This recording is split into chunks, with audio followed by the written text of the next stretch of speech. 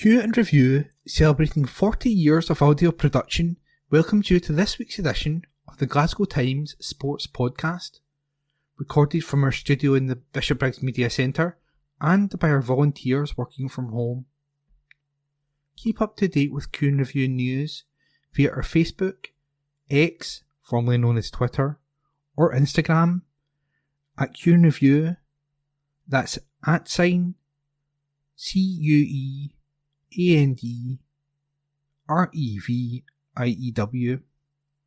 or get in touch with us directly by emailing information@qandreview.com.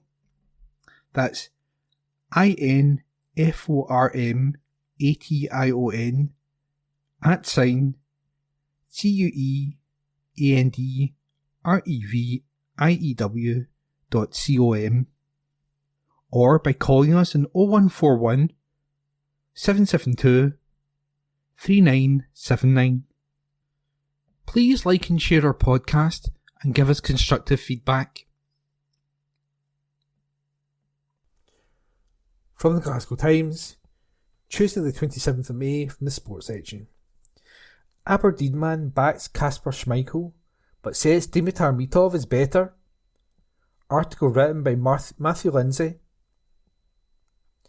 Alexander Jensen has tipped Aberdeen to use their Scottish Cup triumph as a springboard to further success in the future, and has predicted the Pittodrie side will only get better under manager Jimmy Taylor in future.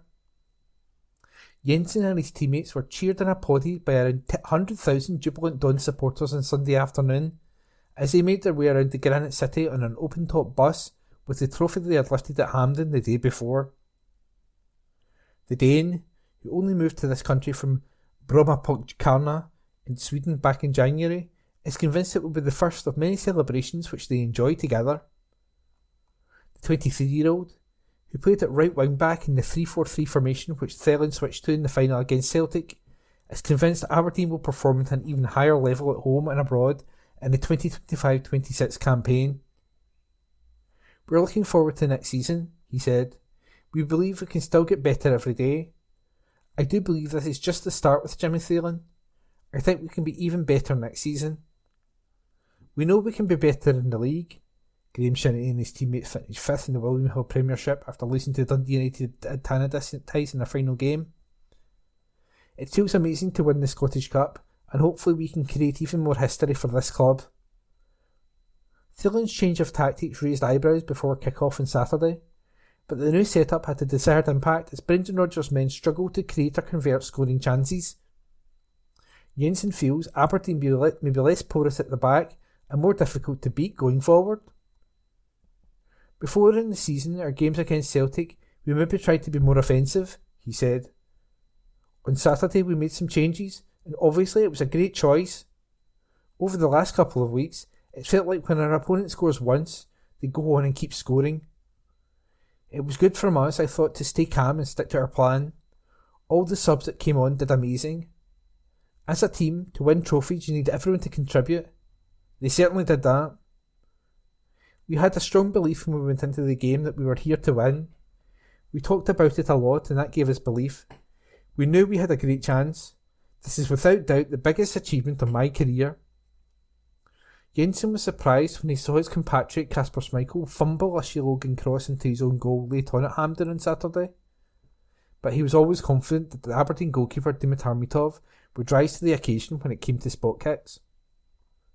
Sure enough, the Bulgarian internationalist denied first Callum McGregor and then Alistair Johnson to clinch a 4-2 shootout victory and a first Scottish Cup triumph since way back in 1990. The penalty shootout triumph over Celtic on Saturday secured a place in the Europa League playoff round and ensured that Aberdeen will play European group stage football next term, as they will drop into the Conference League if they lose that double header. "Actually, I didn't notice what had happened with the Schmeichel own goal at the time," he said. "I thought it had been hit in by a defender. It's not often you see that from him." Mitov was unbelievable throughout the game. "We had a feeling that they missed their chance at the end." The keeper denied Dyson Mead with a superb save at the death, that it could be our day, and it turned out that way, which was fantastic. "We practiced penalties on Friday. I was down as number 6. I knew with our goalkeeper that we had a good chance. I'd seen Casper saving penalties for the national team, so I knew he was good. But I knew we had an even better goalkeeper. Jensen confessed that getting the chance to play in continental competition was why he moved to Scotland at the start of this year. It does mean a lot for the club, he said. That is almost more important as a reward. Now we are in the playoffs of the Europa League, and we are guaranteed European group stage football. That is amazing, and it's one of the reasons why I came here. We're looking forward to it. That article was written by Matthew Lindsay. From the Glasgow Times, Tuesday the 27th of May, from the sports section. Bournemouth and Kyogo Furuhashi transfer interest, by Martin McMillan. Kyogo Furuhashi is reportedly expected to leave Rennes this summer. The former Celtic striker, who joined the French club in the winter transfer window, has struggled to make an impact, playing only 6 matches without scoring. The Parisien claims Furuhashi is expected to leave Brittany, and Bournemouth are said to be interested in a potential transfer. The English Premier League side, who finished 9th this season, are reportedly keen to learn the terms of a potential deal. This move could see Furuhashi unite with former Celtic player Ryan Christie, who joined the South Coast club in 2021. Furuhashi has had a successful stint at Celtic, playing 165 times and scoring 85 goals in his 3.5-year tenure. His departure in January left a gap in the Scottish Premiership champions lineup, with Brendan Rodgers expressing his desire to find a replacement. However, no signing was made. Celtic may now turn their attention to Matthias Guvesgaarden, who has been linked with a move to Parkhead. The Danish forward was recently called up to the Denmark national team by boss Brian Reamer. Reamer said, "He could have been called up sooner, but had a couple of injury setbacks. Quisvarden has hit really good form at the end of the season, so it was natural he was selected. In almost all the matches I've seen Quisvarden play, he's been a tormentor for the opponent's defences. He really gets a lot out of a little. He's a guy who believes in even the most impossible chance. He is willing to run with and without the ball, so I look forward to seeing him in camp." An article was written by Martin McMillan. From the Glasgow Times, Tuesday the 27th of May, from the sports section. Celtic B set for Lowland League following 5th tier announcement, by Martin McMillan. Celtic's B-side is set to compete in the Lowland League next season. The lineup for Scotland's 5th tier was announced on Monday, with Celtic B among the 18 teams in the division for the 2025-26 campaign. The young team finished second in the table this season, 7 points behind champions East Kilbride. East Kilbride has since been promoted to Scottish League 2 after their playoff victory over Bonnyrigg Rose. Under the leadership of Stephen McManus, Celtic B reached the knockout stages of the UEFA Youth League in the 2024-25 season. Elsewhere, Celtic have extended their support to Liverpool Football Club and the City of Liverpool, following a tragic incident at Liverpool's title parade on Monday evening. The club issued a statement saying, "Our sincere thoughts and prayers are with Liverpool Football Club, all those people affected, and the City of Liverpool following this evening's tragic incident." Liverpool also addressed the incident, stating, "We are in direct contact with Merseyside Police regarding the incident on Water Street, which happened towards the end of the trophy parade earlier this evening. Our thoughts and prayers are with those who have been affected by this serious incident. We will continue to offer our full support to the emergency services and local authorities who are dealing with this incident." An article was written by Martin McMillan. From the Glasgow Times, Tuesday the 27th of May, Sport. Celtic Stephen Welsh targeted by KV Mechelen after loan. Article written by Blair Meikle. KV Mechelen are looking to sign Celtic Stephen Welsh on a permanent deal after a successful loan. The centre-back, 25, moved to Belgium on loan in January with game time at a premium during the first part of the season. Mechelen had an offer rejected for him last summer, but persisted in the winter window and landed their man. Welsh played 17 times for the Jupiler Pro League as they made it through to the Conference League playoff group of the Belgian League split, although they ultimately failed to qualify for Europe. He's due to return for Hoops pre-season, but has impressed his loan club enough that they are looking to try and sign him permanently, reports the Daily Record. Michelin sporting director Dennis Hendricks has reportedly made Welsh a transfer priority for the summer window. However, his performances have also caught the eye of other clubs, and they face competition from within Belgium and also other European clubs. The defender scored his first goal for Michelin against FCV Dender at the weekend. Previously speaking on his spell, he said, "I have loved every minute of it. I think it is the best thing I have done. It is almost like a refresh for 6 months to go and play football at a top level." Welsh has 2 years left on his contract, but found Cameron Carter-Vickers, Austin Trusty, Liam Scales and Mike Navroki ahead of him in the pecking order before heading out in January. An article written by Blair Meikle and read by Ian McKenna. From the Glasgow Times, Tuesday the 27th of May, from the sports section, former Celtic stars among 5 contenders for Dundee job by Martin McMillan. Former Celtic duo Sean Maloney and Scott Brown are reportedly contenders for the vacant Dundee job. Tony Docherty was relieved of his duties last week, despite leading the club to a top 6 Scottish Premiership finish and helping them escape a relegation playoff place in the league campaign's final day. The Dens Park side are now searching for a replacement, with technical advisor Gordon Strachan and general manager John Nelms leading the hunt, according to Sun Sport. 5 contenders are said to be in the running: Maloney, Brown, Charlie Adam, Timuri Kitsbaya and Andy Woodman. Maloney recently managed Wigan Athletic for over 2 years, overseeing more than 100 matches. The 42-year-old has also had a spell at Hibernian and was assistant to Roberto Martinez in the Belgium setup. Brown, currently in his second managerial role, spent over a year at Fleetwood before joining Ayr United last January.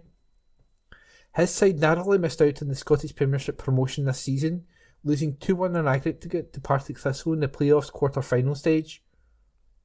Both Brown and Maloney played together at Parkhead for 3 years. And that article was written by Martin McMillan and read by Ian McKenna. From the Glasgow Times, Tuesday the 27th of May, from the sports section. Scott Brown sends Celtic transfer message amid Kieran Tierney return. Article written by Martin McMillan. Celtic legend Scott Brown believes it might be time for Greg Taylor to move on. Taylor's contract at Parkhead is due to expire in a few weeks, with no extension agreed yet. Brendan Rodgers left the door open for Taylor's return before the Scottish Cup final. Brown, who played alongside Taylor for 2 years, suggested the left back might want a change. He said, Taylor, played in all the big games. He is technically very, very good. Maybe it's time for Greg to go and try something else. Celtic fans would still love to have him here about, competing against Kieran as well. Brown also noted the impending return of Kieran Tierney, who made his final Arsenal appearance on Sunday in a 2-1 victory over Southampton. The 27-year-old, who has made 144 appearances for Arsenal since his record-breaking move in 2019, will return to bolster Rodgers' squad ahead of the new season. Brown's comments about Taylor's future come as Tierney's return looms, sparking questions about competition for the left-back position. He said, "Everybody always questions his defensive ability. They always talk about the Champions League. Kieran is coming back, everybody knows that. He's an unbelievable player." It remains uncertain whether Tierney and Taylor will be competing for the same spot next season. Taylor's future at Parkhead hangs in the balance, with a contract extension yet to be agreed upon, and the return of Tierney adding to the uncertainty. And that article was written by Martin McMillan. From the Glasgow Times, Wednesday the 28th of May, from the sports section. No one wanted it. Ex-Celtic star makes honest Rangers admission. by Martin McMillan. Former Celtic fullback Adam Matthews has revealed none of his teammates wanted Rangers to be relegated. The Glasgow club was sent down to the 4th tier following financial issues in 2012, but made the return to the top flight in 2016. Matthews, who played for the Parkhead club between 2011 and 2015, believes Rangers' absence was not beneficial for Celtic or the Scottish football scene. He told Record Sport, "I think if you ask anyone, honestly, no one wanted it. You might speak to some Celtic fans, and yes, they'd be buzzing that Rangers are struggling. But I don't think it was good for the league or for Scottish football. And I think if you ask any Celtic player, even the most diehard Celtic fan, if they're being honest, they'd rather Rangers are in the league, because it's a massive game. It's the one you look forward to the most in the calendar." The Welshman was part of the Celtic team that clinched the league title in the first season after Rangers' demotion. Despite the success, he admitted that the lack of a challenging rival was always at the back of their minds. He said, "Yeah, you'd like to say no, but that's probably in the back of your mind. There are some other tough games in Scotland, but like I said, Celtic v Rangers is the main one." Matthews now plays for Shamrock Rovers after leaving Celtic in 2015. That article was written by Martin McMillan. From the Glasgow Times, Wednesday the 28th of May, Sport. Celtic and Rangers target Swedish star after semi-final run, by Martin McMillan. Oscar Fellanius has reportedly caught the eye of both Celtic and Rangers. The Djurgården winger is a transfer target for the Glasgow Giants, with scouts from both clubs having watched him, according to footballdirekt.se. No offers have been made yet. The 23-year-old Swede, under contract until 2026, has scored 7 goals and provided 9 assists in 78 appearances for his club. He also played a part in Djurgården's journey to the UEFA Conference League semi-finals this season, where they were knocked out by Chelsea. The interest comes after the close of the 2024-25 season, where Celtic won the Premiership but lost the Scottish Cup final on penalties to Aberdeen. Rangers, who sacked Philip Clement in February, ended the season without a trophy and continued their search for a permanent manager, with David Ancelotti, son of legendary manager Carlo, said to be in the frame. And the article was written by Martin McMillan. From the Glasgow Times, Wednesday the 28th of May 2025, from the sports section. Celtic interested in left back after impressive Europe run, by Martin McMillan. Celtic are reportedly eyeing a move for Djurgården's left back Keita Kosugi. The 19-year-old Japanese defender, who joined the Swedish club last year, has caught the attention of several clubs, including Celtic, according to Sponichi Soccer. Kosugi made a strong impression in Djurgården's Allsvenskan and Conference League campaigns last season. Initially a backup to Samuel Dahl, he became a key player after Dahl's transfer to Roma. The young talent, who came through at Shonan Belmare, is yet to make his first team breakthrough, but has represented Japan at under 17, under 19 and under 20 levels. The Hoops could face stiff competition from Paris Saint-Germain and Atalanta, who are also said to be keen on the left back. Djurgården's impressive performance in the Conference League, where they reached the semi-finals, has increased interest in their players. However, they were unable to make it past Chelsea in the semi-finals, losing 4-1 in the first leg and 1-0 in the second. Kosugi admitted to Football Scanlon, "I couldn't do anything to my Duke. He was so good. I tried to stop him, but he created a lot anyway." He added, "He's one of the best wingers in the Premier League, so it's difficult to face him. But if I want to get there, to that level, I have to develop a lot." Celtic may need a new left-back, with Greg Taylor looking to set to leave on a free transfer. Kieran Tierney is returning on a free transfer, but with Jeffrey Schlupp's loan ending, Tierney would be the only option in that position. Talks have been heard with Schlupp over a possible permanent deal. That article was written by Martin McMillan and read by Ian McKenna. From the Glasgow Times, Wednesday the 28th of May 2025, from the sports section. Rangers hold talks with Premiership star, but deal on hold. Article written by Blair Meikle. Rangers have reportedly held signing talks with Dundee's Josh Mulligan, but nothing will progress until a new manager is appointed. The versatile D-star, who can operate at right back or in midfield, is out of contract and has attracted interest from clubs in the English Championship. But Gers are also interested and have had discussions with the 22-year-old and his representatives, according to the Daily Record. But transfer activity at the club is on hold until they have a new boss, a process they are hoping to complete this week. Mulligan was previously reported to be attracting interest from Hull City, but newly promoted Charlton Athletic have now apparently entered the race. Rangers have already signed one player from Dundee, with Lyle Cameron penning a pre-contract back in January. The goal-scoring midfielder will join up with Gers when they return for pre-season training next month. An article was written by Blair Meikle. From the Glasgow Times, Wednesday the 28th of May, from the sports section, Rangers loanee Nereshu Casavirjo pens farewell message, by Martin McMillan.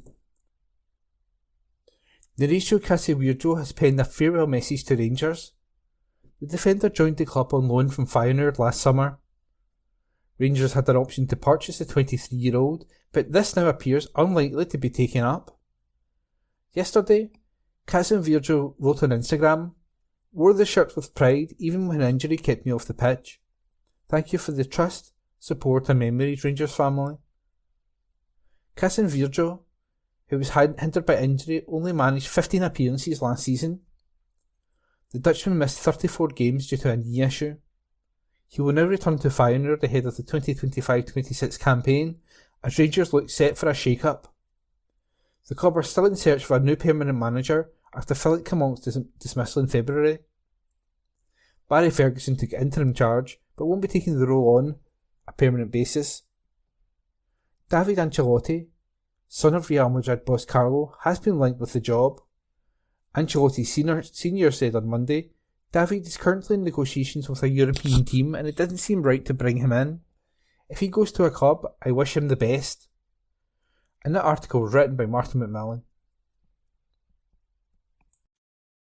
Evening Times Sport, May 29.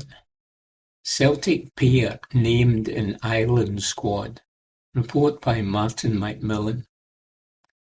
Celtic pair Liam Scales and Adam Ida have been called up to play for Ireland next month. Heimir Hallgrímsson named the pair in his 23-man squad for the June friendlies, with Ireland first taking on Senegal at the Aviva Stadium in Dublin on Friday, June 6. Then 4 days later, on Tuesday, June 10, they travel to face Luxembourg. Ida and Scales have both registered a combined 39 caps for their country. The striker scored a late winner for Ireland during the last international break as they successfully navigated a UEFA Nations League B playoff against Bulgaria. Their World Cup qualification campaign does not begin until September, hence the friendlies this international break. News of the squad comes after Scales admitted he did not expect to be in the frame at Celtic as much as he has. He told the Herald Ireland, "I probably was not ready to come straight in and play when I first moved over here. It took me time. I probably needed the loan spell at Aberdeen to bridge the gap and give me experience of Scottish football. That was brilliant. Coming back to Celtic, I got a little bit of luck. There were a few injuries. I probably did not see myself in the picture as much as I actually end up being in it. Once I got the chance, it was a free hit nearly. I got the chance to play and start in my preferred position. I have enjoyed every bit of it." Meanwhile, a Celtic star Dazen Maida, has expressed his happiness at Celtic amid speculation about his future. The forward had a standout 24-25 season, scoring 33 goals and assisting 11 across all competitions. This impressive form has naturally led to speculation about his future at the club. However, the 27-year-old, who is contracted at the Glasgow club until 2027, has assured fans of his contentment. In Celtic's end-of-season video, Maida said, "Since I've joined Celtic, I've been playing football with joy. There's no difference between now and the past. I still enjoy playing here." Celtic are expected to strengthen their squad this summer, but it remains to be seen where additions will be made. One confirmed signing is Kieran Tierney, who will return to the club on a free transfer on July 1 as his Arsenal contract expires. Jeffrey Sloop, who spent the second half of the campaign on loan at Celtic, is now a free agent following the expiration of his contract at Crystal Palace. Sloop said, "It has been an incredible 8 years playing for this club. I've met some great people, the chairman, the gaffer, and all the staff I've met over the years, and it's meant a lot to have played for Crystal Palace. A big thank you to this group who have achieved something so special. They've been our 12th man, so thank you to all the fans who have always supported me." Report by Martin Macmillan. Evening Times Sport, May 29. Steven Gerrard on brink of rejecting Rangers' return. Report by Josh McCafferty. Steven Gerrard is reportedly expected to withdraw from the race to become Rangers' new manager. The 44-year-old initially took charge of the Ibrox club back in 2018, before departing for Aston Villa 3 years later. Gerrard has since moved to Saudi Arabia, where he took charge of Al Ettifaq before resigning at the beginning of this year. He has been linked with the vacant Rangers job, but Record Sport claims Gerrard is on the brink of bowing out of the running. It is said that he is making a lifestyle decision to stay put with his family in the Middle East. Gerrard's reported withdrawal now leaves a straight shootout for the Rangers job between David Ancelotti and Russell Martin. Major shareholder Dave King recently delivered his verdict on who the new boss should be. And he said, "I'd be very surprised if they have not spoken to Steven, because he's, as I say, he's by far the least risky candidate to give new money to. By far the least risky candidate." Report by Josh McCafferty.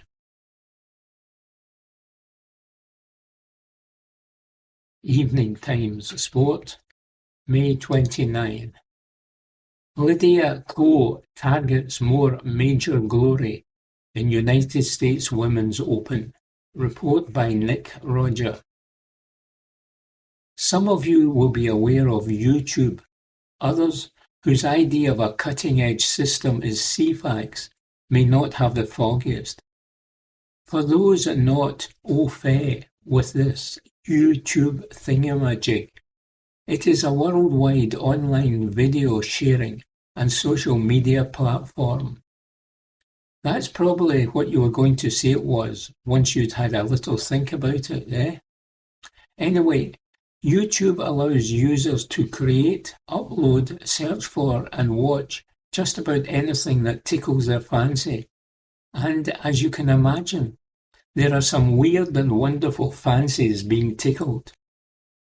In the more genteel world of golf, meanwhile, the great Lydia Ko has been using YouTube to aid her preparations for this week's United States Women's Open at Erin Hills in Wisconsin. "I watched some YouTube golf before coming here," and seeing how players played it to get an idea of what the course is like, said the Hall of Famer of a venue which hosted the Men's United States Open back in 2017.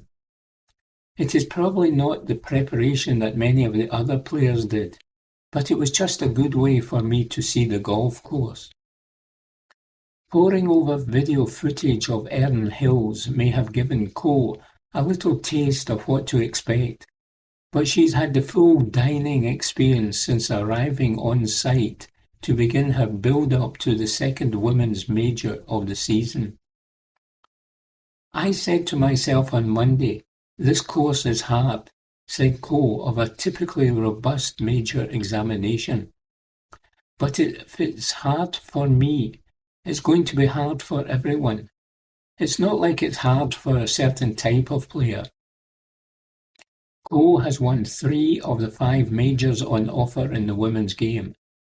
Her thrilling victory in the AIG Women's Open at St Andrews last season, her first major win since 2016, came hot on the heels of her gold-winning efforts at the Paris Olympics.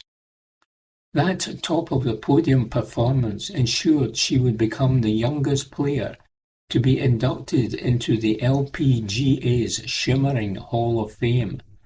It had something of a liberating effect. I think there was kind of an internal handcuff that I had put on myself. Whether it was pressure or expectations, reflected the 28-year-old Cole, who has been winning professional titles since the age of 14 and breaking more records than a bull at a vinyl fair. With all that Hall of Fame being done, I was just able to play with a lot more freedom. That was clear at St Andrews, where I was just enjoying being there, enjoying the town, and slowly creeping up the leaderboard. All of this has made me feel a little bit more relaxed on the golf course. Relaxed is not a word Cole would use to describe her first appearance in a United States Women's Open as a teenage amateur back in 2012. I was very nervous, and I remember I couldn't even line up my ball on the first green, said Cole, who would go on to finish as the leading player from the unpaid ranks in a share of 39th. I tried a couple of times and then gave up. That's when I really realized that this meant a lot to me, and the United States Women's Open was different to any other event I had played in. An expansive exposed property, Erin Hills will play a hefty 6,829 yards. The line from the 18th tee, meanwhile, is on the spires of Holy Hill, a Catholic basilica perched up high, some 3 miles away. There may be a few Hail Marys whispered of things are getting tight at the sharp end on Sunday.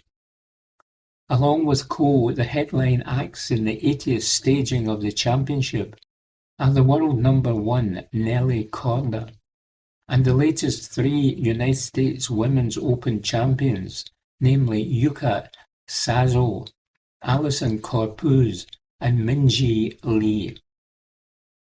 Aberdeen's Solheim Cup player Gemma Dryburgh, making her 4th United States Women's Open appearance, is the lone Scot in an event boasting a purse of $12 million, the largest in women's golf. A year ago, in the build-up to the United States Women's Open, Lexi Thompson announced that she would be stepping away from full-time golf at 29. The former world number 1 embarked on something of a farewell tour during the second half of the 2024 campaign, but she's still playing more than perhaps people expected. This week will be her 19th straight United States Women's Open. Thompson was just 12 when she made her debut.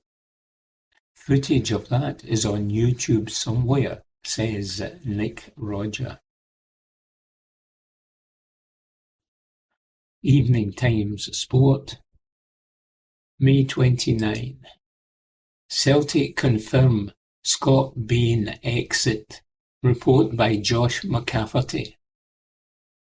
Celtic have officially confirmed the departure of Scott Bain. The goalkeeper leaves the Parkhead club after a 7.5-year stay in which he won 6 Scottish Premiership titles, 5 Scottish Cups and 4 Scottish League Cups. Bain told CelticFC.com, "I am really sad, of course, to be leaving the club, but I am so thankful too for everything the club has given me. I have enjoyed my time at Celtic massively, and it has been a huge honour to be part of the biggest and best club in the country. I would like to thank the gaffer and all the other managers I have worked with, my many teammates over the years, and all the staff at Celtic. I have made some great friends at Celtic and will always be supporting the club in everything it does. The Celtic fans are the best around, and I thank them for all the support I have been given by them. I wish the club and our supporters nothing but success for the future." The 33-year-old ended up making 78 appearances in green and white after joining Celtic, initially on loan from Dundee in January of 2018. Manager Brendan Rodgers paid tribute to the departing Bain and said, "Scott has given everything to Celtic, and I would like to thank him sincerely for his time at the club. He has been a valued member of the squad and a great teammate, really liked and respected by us all. Everyone at the club wishes Scott and his family all the very best for the future."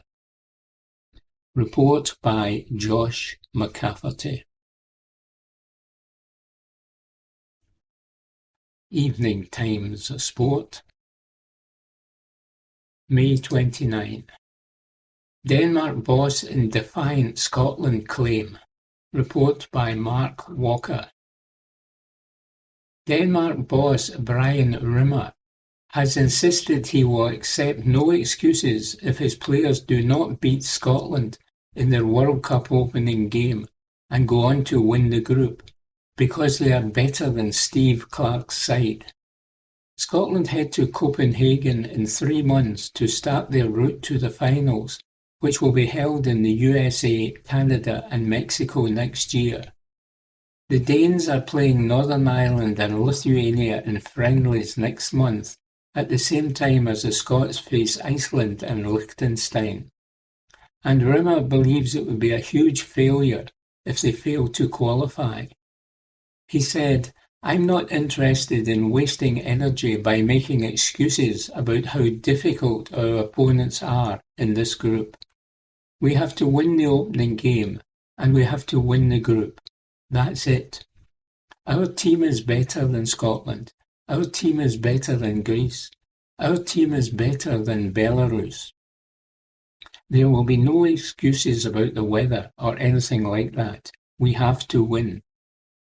And if we don't do that in the first game and go on and qualify, then it's not good enough." Report by Mark Walker. Evening Times Sport, May 29. Rangers Cyril Dessers reveals career dream. Report by Martin McMillan. Rangers striker Cyril Dessers says his career dream is to win a major tournament with Nigeria.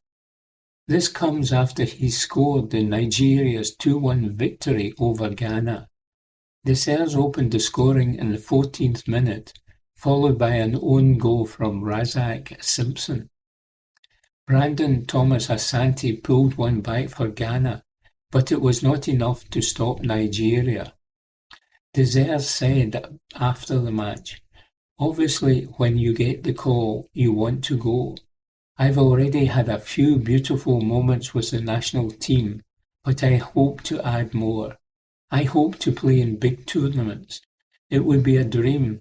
It would almost complete my career if I could go to a major tournament with Nigeria, with the Super Eagles, and hopefully win something there." Dessers netted 29 goals in 55 appearances for Rangers last season, finishing as the Scottish Premiership top scorer. The 30-year-old is set to impress the club's new permanent manager this summer, with David Ancelotti's name having been mentioned for the position. However, major shareholder Dave King is keen on Steven Gerrard's return, and King said, "I'd be surprised if they have not spoken to him because Steven is the obvious choice." Evening Times Sport, May 30. What Arne Slot said on Rangers contender Francesco Farioli. Report by Blair Meikle. Francesco Farioli has his admirers across Europe, and Liverpool's Arne Slot is one of them. Slot had a wonderful first season in English football, wresting the title back from Manchester City as the Reds lifted it for the first time in 5 years. He did so in style with the Anfield Club runaway leaders and earning plenty of praise in the process. However, the Dutchman had one eye on what was happening back in his homeland as Ajax threw away a 9-point lead to allow PSV to win the Eredivisie, his old club Feyenoord sitting third.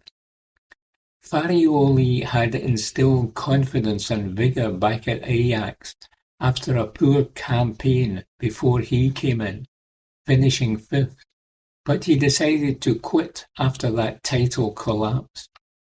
Slot defended him, insisting PSV had more firepower up front, which is out of the coach's control, and he also hit out at claims he plays defensive football. The Liverpool boss said, "You can do very well as a manager, but in the end you have to have players who make the difference." Example, from what I've seen, I think Francesco Farioli is a very good manager. I've heard that he was only defensive and all that, but when I watch Ajax, I always saw a good build-up from the back, where they could always find a free man and put the opponents under good pressure. That's what you influence as a manager. Farioli was just unlucky that PSV and Feyenoord had a lot of much better strikers than he did. Report by Blair Meikle. Evening Times Sport, May 30. Ancelotti to Rangers as manager, 99% done. Report by Blair Meikle. A move to become Rangers manager for David Ancelotti is 99% done, according to reports in Italy. Yesterday, the Herald and Evening Times revealed Francesco Farioli was a new name in the frame for Rangers after holding talks with club chiefs last week. He was added into the mix alongside Ancelotti and Russell Martin, after former Light Blues boss Steven Gerrard ruled himself out of a return. Ancelotti was viewed as a front-runner, including by the bookies, who slashed odds on him, and it was believed to be very keen on the job. It is now being claimed a deal to bring the Italian to Scotland is very close. Sesta Sporta in Italy is reporting it is 99% done, as Ancelotti has been ruled out of taking over at Pisa. The 35-year-old has a friendship with Pisa owner Giovanni Corrado, and it is believed he would manage them one day. Ancelotti also had other opportunities on the table, including a move to Spain with Deportivo La Coruña, but it looks as if he may choose Rangers and head for Ibrox. Meanwhile, 3 Rangers board members are departing the club amid the American Revolution. The club is now under American ownership following a completed takeover. The club's board has been reshaped, with Graham Park, Julian Wolhart and former chairman Alistair Johnston stepping down. These roles will be filled by Americans Mark Tabor, Andrew Clayton and Gene Snurr. Andrew Kavanagh takes over from Fraser Thornton as chairman. Thornton, however, will continue to be part of the board. Parag Marath, head of 49ers Enterprises, steps in as vice chairman.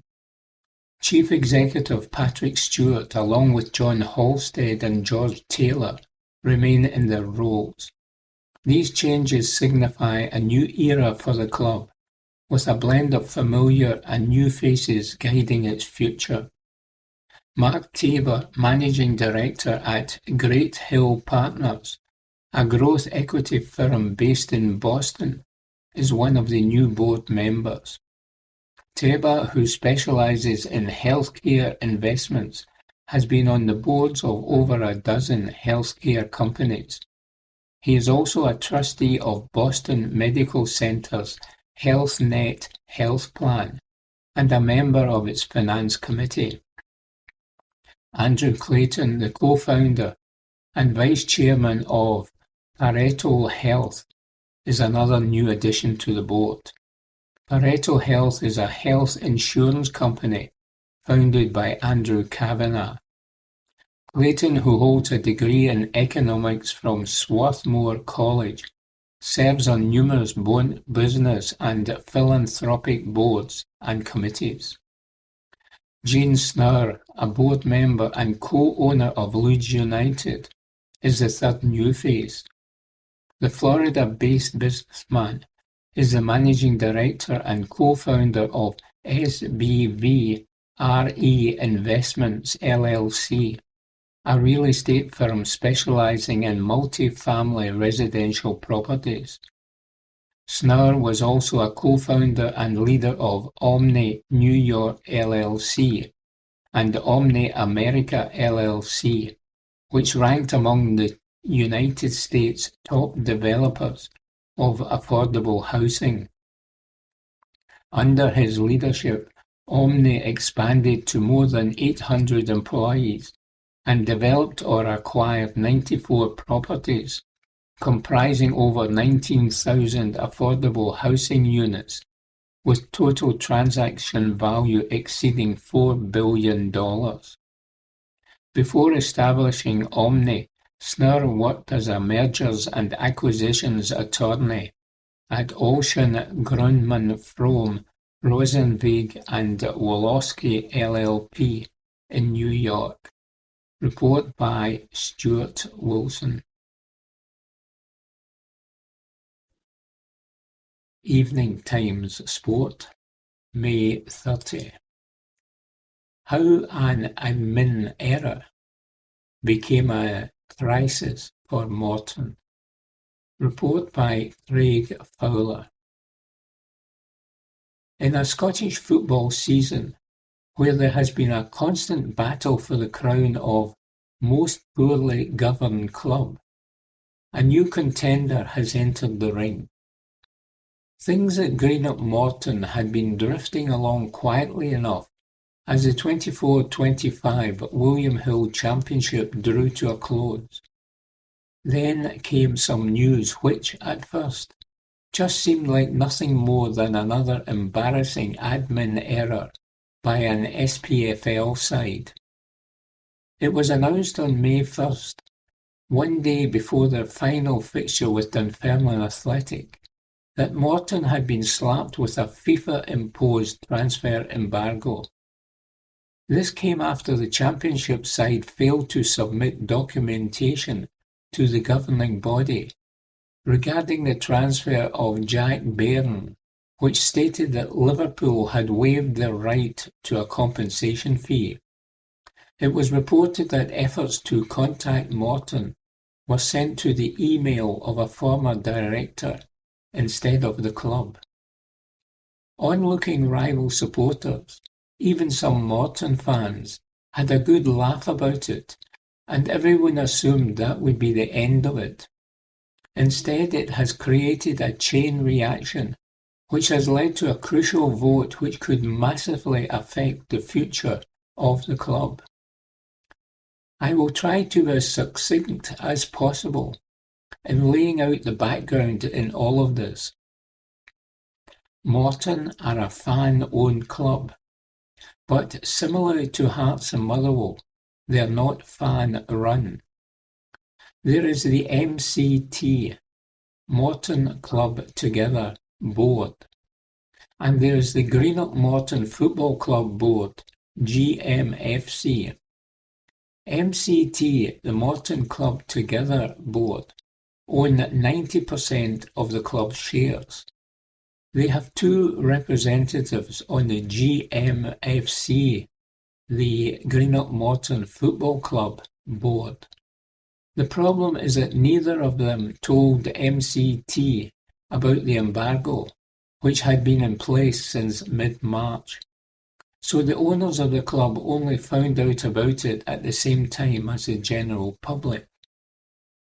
This understandably caused a lot of consternation among MCT and the fan base at large. It was felt the position of the two representatives had become untenable, and they were asked to resign. When they did not, MCT board members resigned in protest. Now let's introduce another player into this sorry mess. Dalrada. Founded by Brian Bonner, born in Greenock, the American headquartered financial corporation has been the stadium and front of shirt sponsor since 2022 and has put around £1 million into the club over 3 years.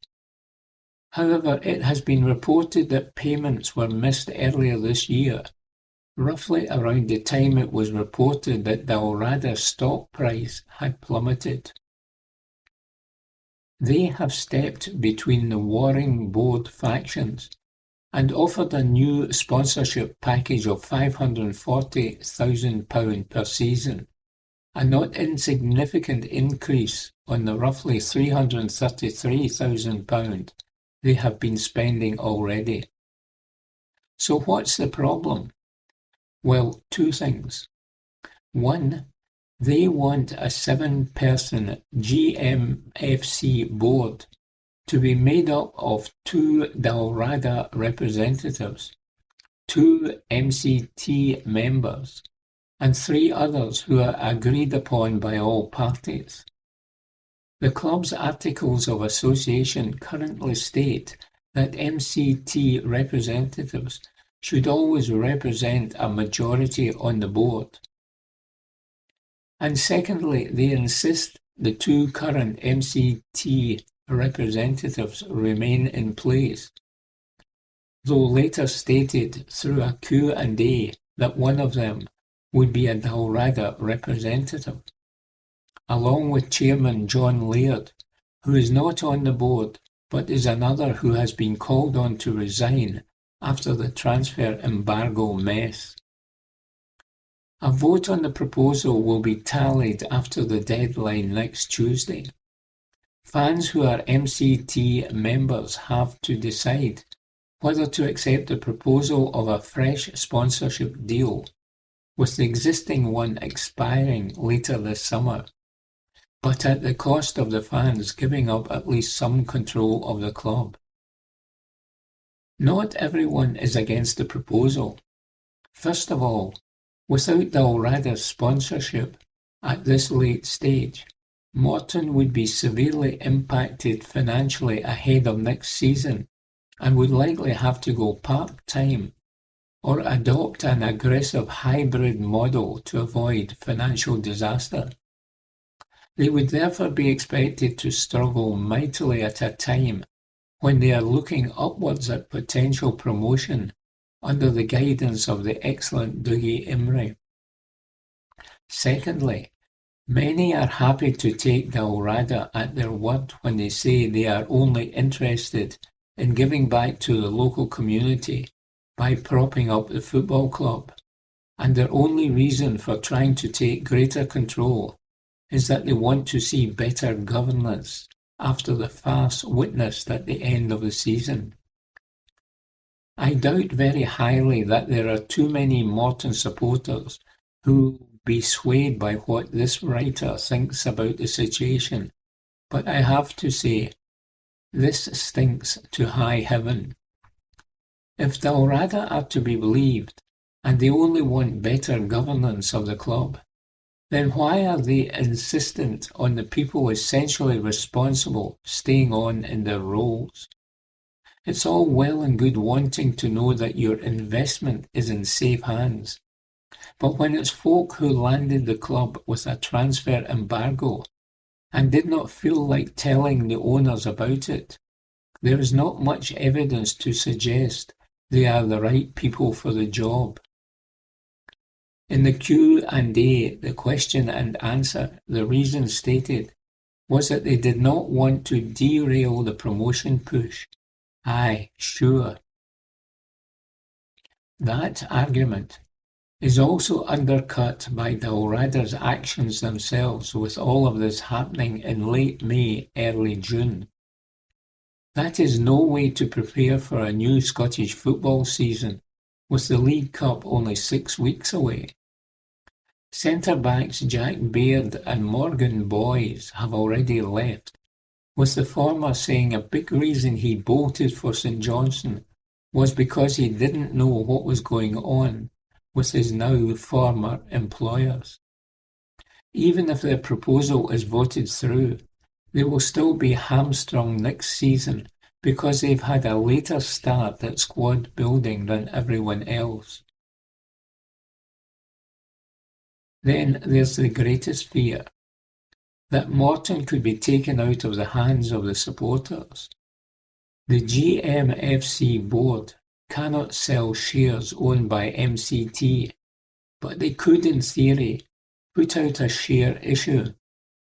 MCT would have first refusal, but fans would have to dig very deep to come up with the kind of money. If they didn't, their stake would be diluted. There's even some suspicious wording in the question and answer where it says if Dalrada ever decided to withdraw from the club, then it would be expected that the boardroom setup would revert back. What kind of guarantee is that? It's very possible that Dalrada are only trying to sort everything out and have gone about it in a cack-handed manner. But this is what fan ownership is all about. To be certain that your club is not going to fall into the hands of people who don't have its best interests at heart. Voting yes will elevate some short-term pain, but long-term, it's really not worth the risk, says Craig Fowler. Evening Times Sport, May 30. Mark Wilson appointed new manager of Partick Thistle. Report by Martin Macmillan. Mark Wilson has been appointed as Partick Thistle's new manager. The former Celtic defender was previously the interim co-boss alongside Brian Graham towards the end of last season. Despite Graham's discussions with club chiefs, he opted not to continue as manager due to reservations. Morton boss Dougie Imrie was also in the frame, but a statement confirmed his commitment to Morton. Wilson is now set to lead the Jags into the new season. He told the club's website, "I am really pleased to be the head coach at Partick Thistle, and I cannot wait to get started. It is going to be a busy summer, but one I am looking forward to." Chairman Richard Bestall acknowledged fans' frustration over the delayed announcement and said, "We fully appreciate that supporters will feel frustrated it has taken us longer than we anticipated to make this announcement, particularly as there has been a great deal of speculation throughout the course of this week. However, it is important that a thorough recruitment and interview process was carried out, and that public announcements are not made until contracts have been negotiated and paperwork signed. The club considered candidates with varying levels of managerial experience. However, the role of head coach is distinct from that of manager. Beestall explained, "A head coach will lead training, set the tactics, be responsible for squad development, and play a part in the player recruitment decision-making process. They will not be directly involved in contract negotiation, which will be led by our sporting director Ian Barraclough. Wilson's knowledge and commitment to promoting talent, as well as his leadership on the training pitch, in the dressing room and during matches, were key factors in his appointment," and Beestall added, "We held both preliminary conversations and formal interviews with a number of candidates, and we believe Mark is the best fit for Partick Thistle. It was always clear to us throughout the process that Mark was an integral part of our future aspirations." Report by Martin Macmillan. Evening Times Sport, May 30. Nick Rodger reports on Scottish Stroke Play Championship returning to North Berwick. Back in 1985, there was a young man generating such panting levels of excitement in the world of tennis, giddy observers just about had to be hosed down with regular dousing of Robinson's barley water lemon to temper the hysteria. Boris Becker, a smash hit of a 17-year-old from Germany, would become the youngest Wimbledon champion that summer. A couple of weeks before his conquest at the All-England Club, Becker romped to his first top-level triumph in the Stella Artois Championships at Queen's Club. His win was not enough to earn top billing in the sports pages of the Glasgow Herald that June weekend. Above a report of Becker's barnstorming breakthrough down in West Kensington was the headline act of Colin Montgomery and his 5-shot procession in the Scottish Open Amateur Stroke Play Championship at North Berwick and Dunbar. One that likes to imagine that a 21-year-old Monty flicked through the pages of said newspaper, caught a glimpse of Becker's feet underneath his own write-up and said, "All credit to him," in that phrase of praise that would become a bit of a trademark. Or perhaps he chirped, "All credit to me," before pinning the cutting onto his wall of fame with gleeful gusto. Here in 2025, the Scottish Open Amateur Stroke Play Championship returns to East Lothian this weekend, as the West Links at North Berwick stages the event for the first time since it co-hosted back in 1985. Gasped Montgomery of this passage of time. The decades hurtle by, don't they? Is it really 40 years? It sure is. Back in the day, a young Montgomery had already underlined his potential by winning the Scottish Youth title in 1983, before losing to a certain Jose Maria Olazabal in the final of the Amateur Championship at Formby a year later. My old Monty of the Spaniard's gentle ribbing. Now on the Champions Tour, my parking spot at events is next to Jose Maria, and he still mentions the Amateur Championship 40 years on. In 1985, Montgomery was a 21-year-old student at Houston Baptist University in Texas, and arrived back on home soil for the Scottish Stroke Play Championship as one of the favourites. He justified that standing with a fine display of poise, polish and purpose on the East Coast, and eased to a victory which, at the time, was the biggest of his fledgling career. And Monty reflected, I'd just come back from the American college and was playing better and better. I went into that event as one of the favourites and thankfully got the job done. The stroke play was one of the big 2 amateur titles that I wanted on my CV, and in 1987 I was able to win the Scottish Amateur Match Play at Nairn. But I was thrilled to win that first title, and it sent me on a really strong run for a few years.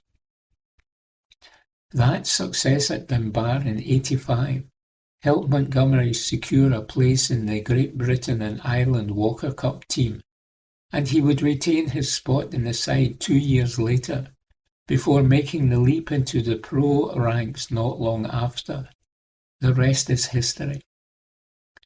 I look back very fondly on my amateur career, said Monty, who was the European Tour's Rookie of the Year 1988, and won his first title on the circuit the following season in Portugal by a whopping 11 shots.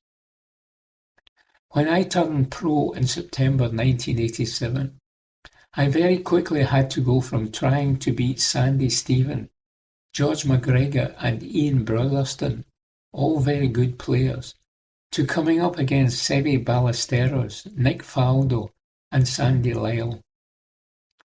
A new generation, including reigning Scottish Amateur Match Play champion Alexander Farmer, will tackle the delights, the rigours and the charming quirks of North Berwick over the next 3 days, with an international field of 144 players gathering for this terrific links test.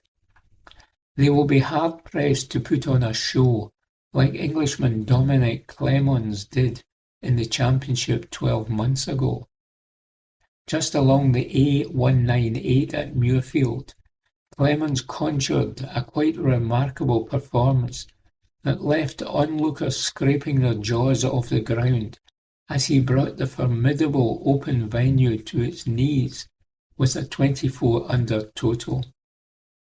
His closing day rounds of 65 and 62 gave Clemens a record-busting 17-stroke win, which blitzed the previous best of 8 set by Barclay Howard in 1997 and matched by Tommy Fleetwood in 2009. All credit to him, as Monty might have said, reports Nick Roger. Evening Times Sport, May 30. Rangers possible target likened to Liverpool boss. Report by Mark Walker. Ajax star Owen Wijnaldum has compared Rangers managerial target Francesco Farioli to Liverpool's title-winning manager Arne Slot. Rangers are reportedly in talks with the Italian coach as they look to appoint a permanent successor to Barry Ferguson. Farioli was appointed at Ajax a year ago, but left after a late-season collapse saw them lose the Eredivisie title to PSV Eindhoven. Dutch left-back Wijnaldum, who played under Slot at AZ Alkmaar, sees similarities between the two managers and said, "They are definitely similar in the tactical part of the game, but also how obsessed they both are. They predict a lot of things, what will happen in matches. I always got the impression with both managers that they are just so prepared for whatever happens in games. It really doesn't matter who it's against. We know what we have to do. We know who the opposition danger men are. We know who we have to pay attention to, and we know how we can win this. That's the same with both of them."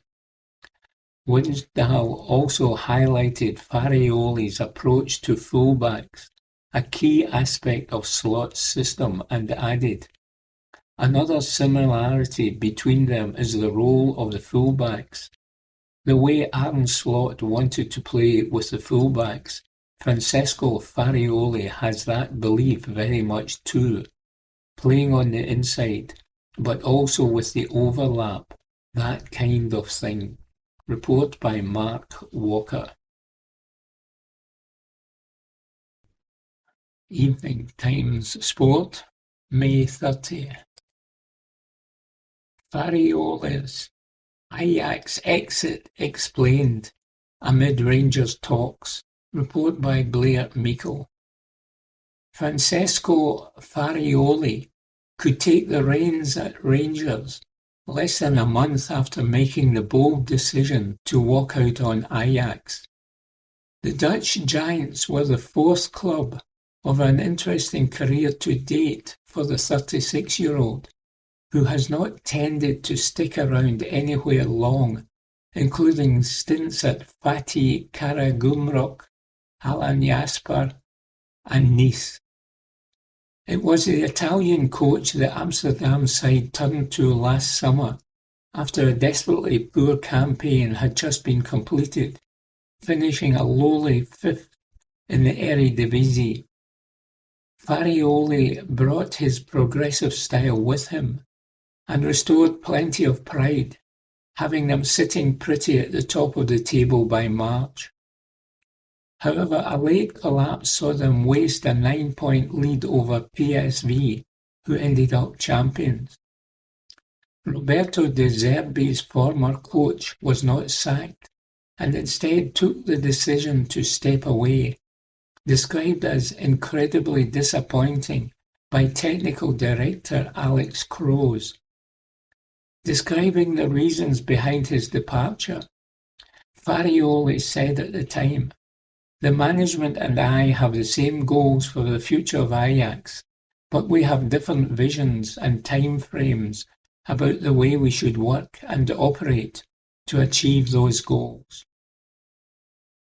Given these differences in the principles and foundations of the project, I feel deep in my heart that this is the best moment to part ways." Kroos praised the departing boss and insisted he had achieved the stated aim of qualifying for the Champions League. The technical director said, "Francesco also played a key role in enhancing the high-performance culture at Ajax, for which we are extremely grateful. This summer was already set to be a challenging transfer window, and it has now become even more so. It is up to us to ensure that a strong new coaching team is in place when pre-season preparations begin on June 26. At a later date, Farioli was then quizzed about his plans for the future, and he said, "There is a lot of speculation, a lot of rumours, but I do want to get back into coaching, just like it was with the Ajax. I don't care about the brand or the size of the club. What matters to me is how things are done. And last summer Ajax was exactly what I was looking for. It was the right step for my career, and now we'll see what comes next. We'll see if and when that opportunity arrives. I am a very demanding person. Before I join a club, I lay all my strengths and weaknesses on the table. Demanding is probably the best word to describe me. I want to find a club that's willing to fight alongside me." Report by Blair Meikle. Evening Times Sport, June 2. John Robertson back in football. Report by David Irvin. Hearts legend John Robertson is back in Scottish football after joining Ross County as assistant manager. The Tynecastle record league goalscorer has been drafted in by Dingwall Chiefs to support Don Cowie for their first season back in the Championship after relegation. County dropped out of the Scottish Premiership after the play-off final defeat to Livingston, but bosses will stand by Cowie next season. Carol Tremarco and Paul Cowie will leave the club in the summer, with Robertson joining as number 2 to Don Cowie to help push for an immediate return to the top flight. Robertson previously worked with Don and has experience coaching in the Championship. He was most recently manager of Inverness between 2017 and 2021 and served as interim in 2023. Chief Executive Officer Steve Ferguson said, "Everyone at the club is determined to put us in the best possible position to gain promotion back into the Premiership and to do so within a season. Bringing John in to support Don will allow us to reshape the playing squad and turn things around as quickly as possible." A club statement read, "Last week's result against Livingston, resulting in us playing in the Championship next season, has left everyone at the club, personally and collectively, hugely disappointed. We know how much playing Premiership football matters to our community, and we share their deep frustration at how the season concluded. As you might imagine, we have done a lot of soul-searching at the club over the last week, and following that, have decided to restructure our football management team under Don Cowie, as we make gaining immediate promotion our sole focus. We believe strongly that we have a dedicated and talented manager in Don, and that he is the right man to lead us for the season ahead. To support Don, we have appointed the experienced John Robertson as assistant manager with immediate effect. Carol Tremarco and Paul Cowie will leave the club, and we thank them for their efforts and wish them well for the future. John has more than 400 games under his belt as a manager, knows the challenge of recruiting from our base in the Highlands, has experience of the Scottish Championship, and has worked with Don in the past. He already knows the club well, and has spent much of last season watching from the sidelines in his role as a BBC pundit." Report by David Irvin. Evening Times, June 2. Susan Egglestaff says, "Finally, men have been banned from punching women in the face." "Where is Iman Khalif? Still hitting women, of course," was a headline that really caught my eye last week. It's hardly surprising, I think you'll agree, that it attracted my attention. Of all the memorable moments that came out of Paris 2024 last summer, perhaps the most, for all the wrong reasons, was Iman Khalif's boxing gold medal. Khalif's win turned out to be one of the most controversial victories in recent Olympic Games history, and became one of the most widely covered and most commented upon stories of Paris 2024. Khalif was fighting in the women's category, but was, it was reported, biologically male. The allegations stemmed from the fact that the Algerian had been banned from competing in the women's event at the previous year's World Championships due to sex tests suggesting the presence of male chromosomes. Despite this, though, she had been cleared to fight at the Olympics due to the IOC going by whatever gender is on an athlete's passport. Khalif won gold in Paris, but her victory was entirely overshadowed by the controversy over her participation. Her second-round opponent, Angela Carini of Italy, lasted 46 seconds of the fight before quitting, claiming post-fight that she had never been hit so hard in her life, and she threw in the towel because she felt she had to preserve her life. Khalif progressed through the Olympic boxing tournament, and with every victory, the outcry over her participation grew louder and louder. Her critics said she was biologically male, and so had no right to box in the women's tournament. She was, they claimed, putting female fighters' lives at risk, and was making a mockery of the fairness of sport. Khalifa's supporters asserted she had been born female and brought up as a female, and so had every right to box as a woman.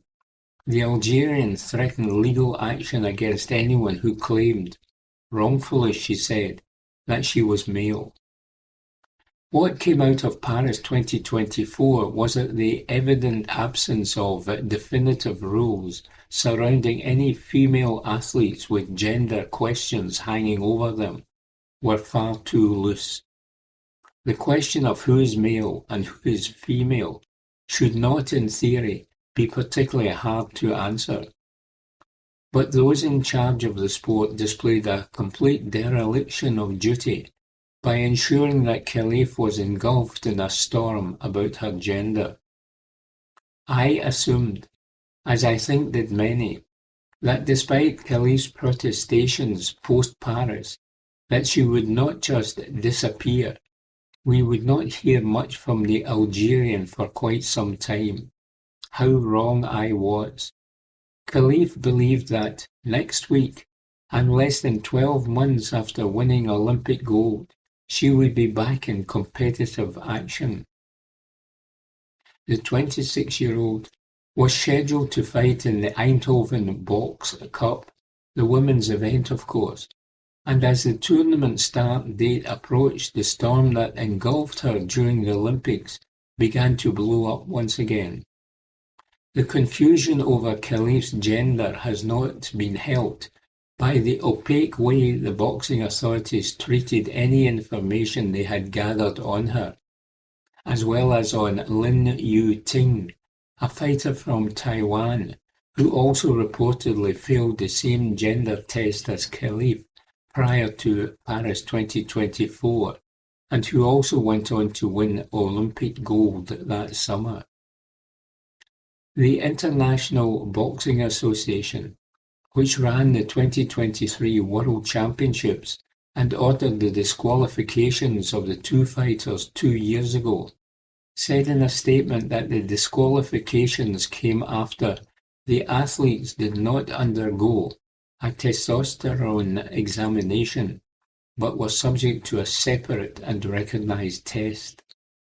The specifics of the tests remain confidential, but the IBA added that the results conclusively indicated that both athletes did not meet the required necessary eligibility criteria and were found to have competitive advantages over other female competitors.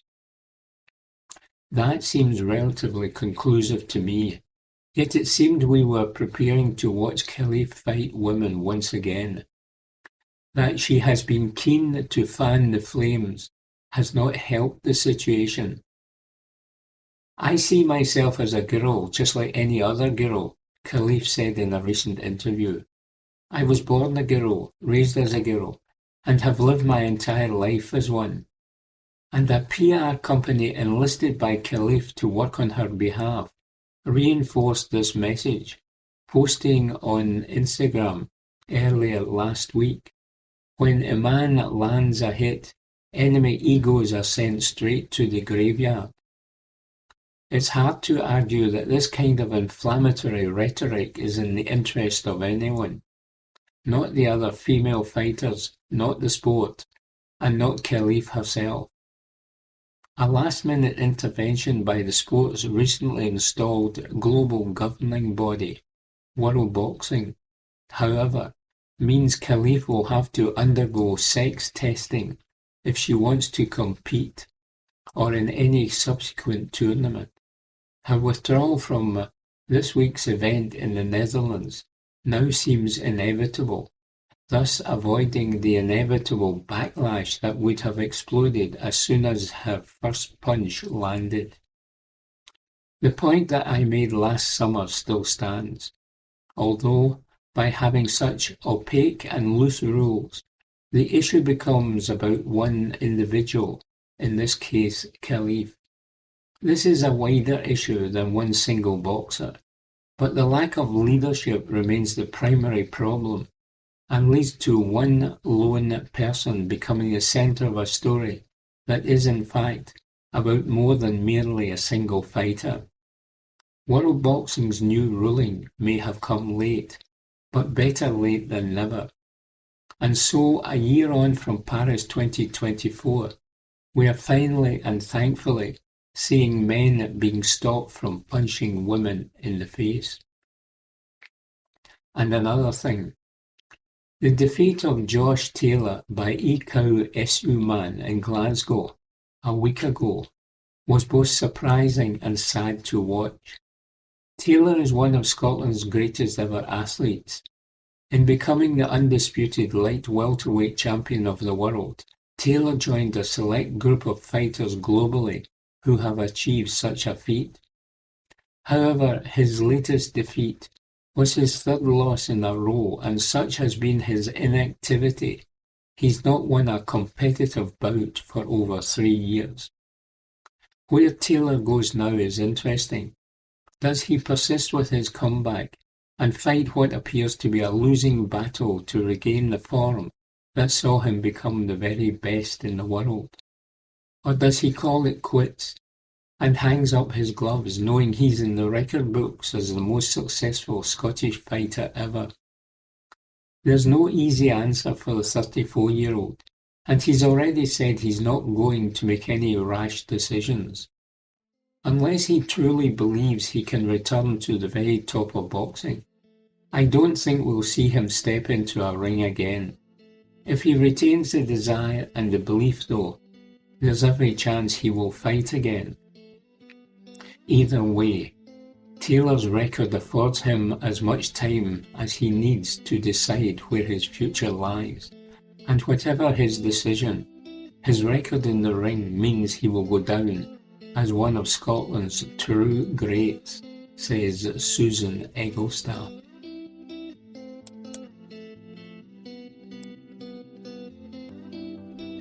That concludes this week's edition of the Glasgow Times Sports Podcast. Please remember to subscribe to our channels at Q and Review and to tell your friends about our service